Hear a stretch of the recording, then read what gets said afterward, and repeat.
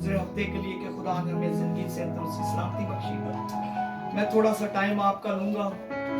कलाम खुदा में से हम आज देखेंगे मुकद्दस मूसा की मार्फत लिखा अंजीली बयान, उसका 15 बाब को हम देखते हैं। जब मुकद्दस मूसा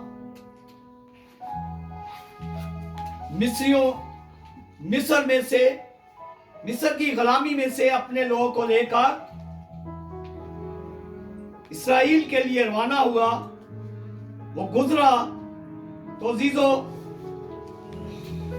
क्योंकि जब मुकद्दस मूसा जा रहा था तो बहरा कुलज़म में से गुजरने वाला था, तो वहां पर मुकद्दस मूसा को सामने बड़ा समंदर बहरा कुलज़म नजर आया।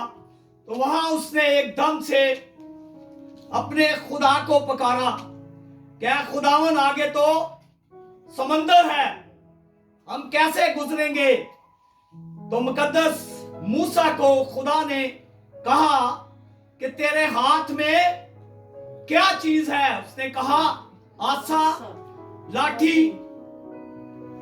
जबकि वो दुनियावी तौर पर एक आसा लाठी हारून की लाठी थी, उसके भाई की, मगर अजीजों वो खुदा का अबर था, वो खुदा का जलाल था, वो खुदा का नूर था उस लाठी में।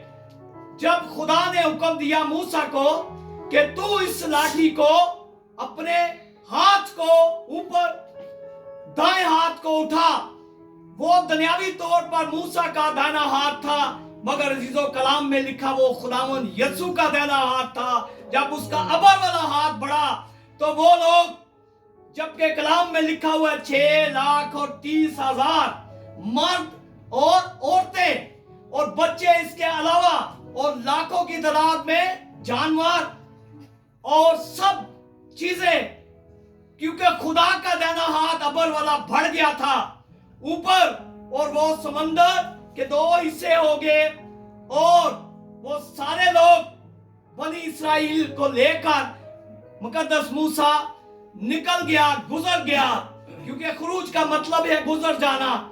जब वो गुजर गया तो अजीजों, क्योंकि खुदा का अबर का हाथ उस वक्त तक हम सब पर रहता है जब हम उसके खौफ में, डर में जिंदगी गुजारते हैं, उसके हुक्म मानते हैं, तो फिर खुदा हमें अबर में अपने हाथ में छुपा लेता है। इसी तरह उस वक्त बनी इस्राएलियों को भी खुदा ने मूसा पर हाथ बढ़ाकर उस बहरा कुलज़ों में से ले गया।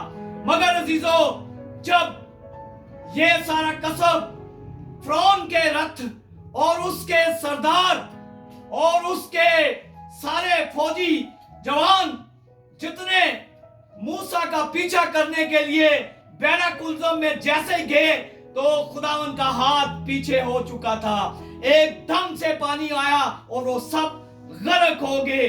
तो फिर कलाम में खुदा ने उसे कलाम दिया, क्योंकि ये मूसा का गीत है। जब वहां सब लोग गीत गाते गुजर गए, क्योंकि मूसा की बहन मरियम और वहां बनी इस्राएल की औरतें गीत गाती हुई, खुदा की हमद करती हुई, सना गाती हुई सब गुजर गए और खुदा के नाम को जलाल दिया।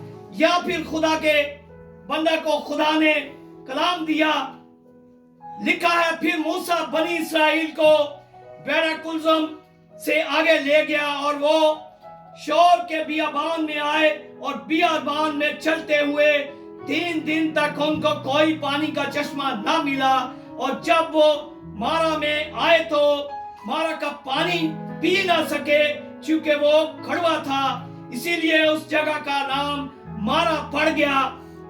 तब वो लोग मूसा पर बड़बड़ा कर कहने लगे कि हम क्या पिए? अजीजों, क्योंकि वहां लोग बड़बड़ाने लगे क्योंकि पानी ना मिला उन्हें।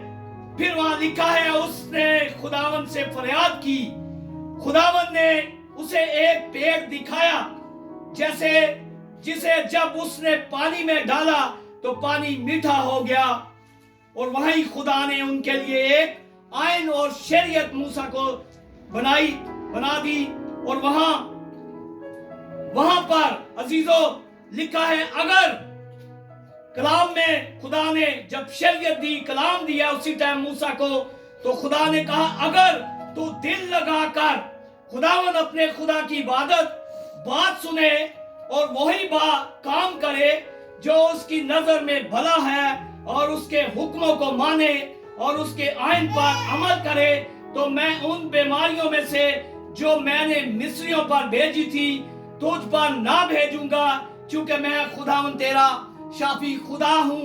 जीजो, क्योंकि वहां पर 3 दिन का जो सफर उन्होंने किया और वहां बियाबान में से वो लोग गुजरे, मूसा लेकर गया तो वहां पर वो बड़बड़ाने लगे, क्योंकि जीजो जो वहां पर बनी इस्राइल में पहुंचने के लिए कलाम हमें सिखाता है कि 40 दिन का सफर था, जो कि बड़बड़ाने की वजह से वो 40 साल लग गए और फिर वहां पहुंचे।